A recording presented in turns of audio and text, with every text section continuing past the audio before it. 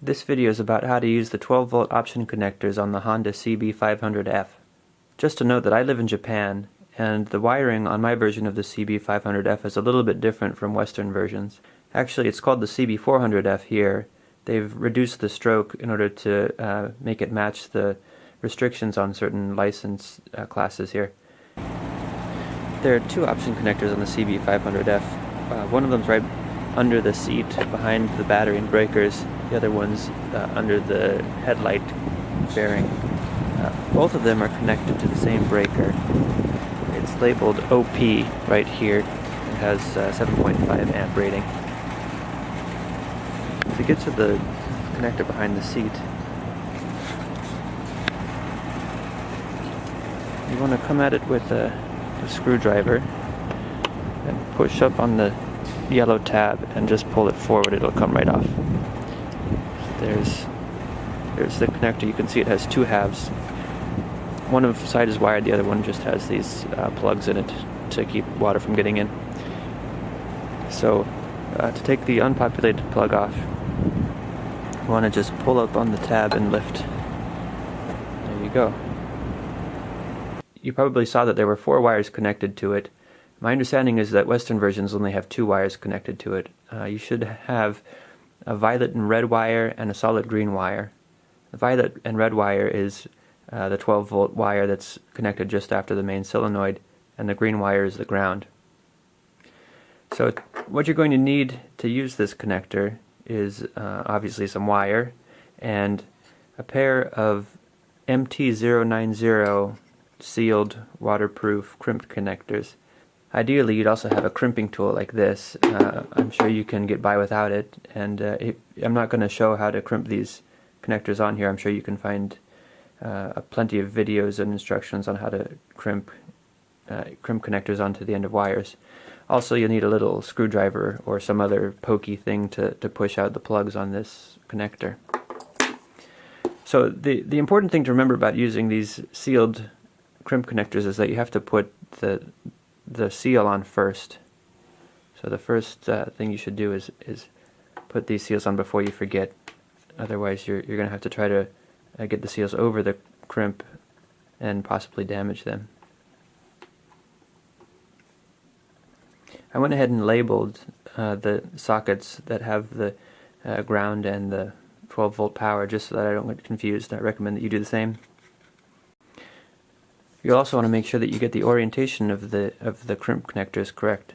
It's not the end of the world if you get it wrong, but just to remove any strain that might be on the wires, you should have a look in here, and hopefully you can see the clips which are on the bottom of each socket in the current image, and those correspond to the kind of small bar on each of the crimp connectors that does the latching. So in this case, the crimp connector is going to sit in the casing like in this orientation.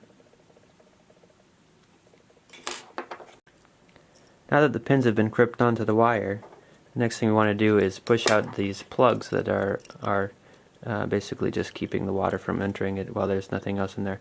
So just take a pokey tool like a small screwdriver and put it down into the plug that you want to remove, and it'll just pop right out. You can take it out, and we'll do the same for the ground. Come on. There we go. Now we're ready to put pins in here. We just want to make sure that we line it up correctly.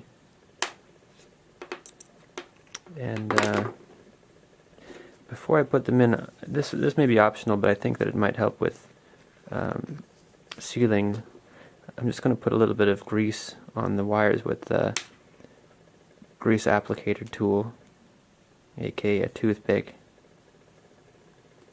And then I'll just kind of rub the seals to the top of the wire. I'll put a little more behind it just to be safe.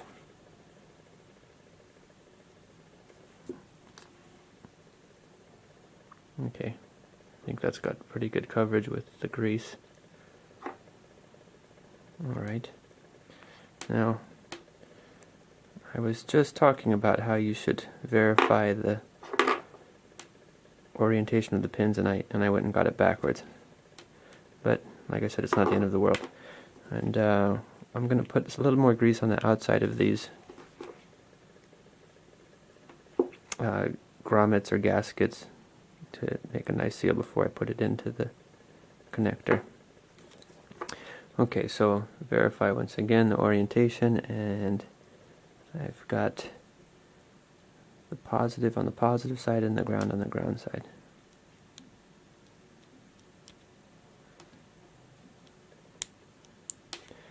Okay, I heard one click in. Okay, now they're both seated. So I can just push in the plugs with my pokey tool.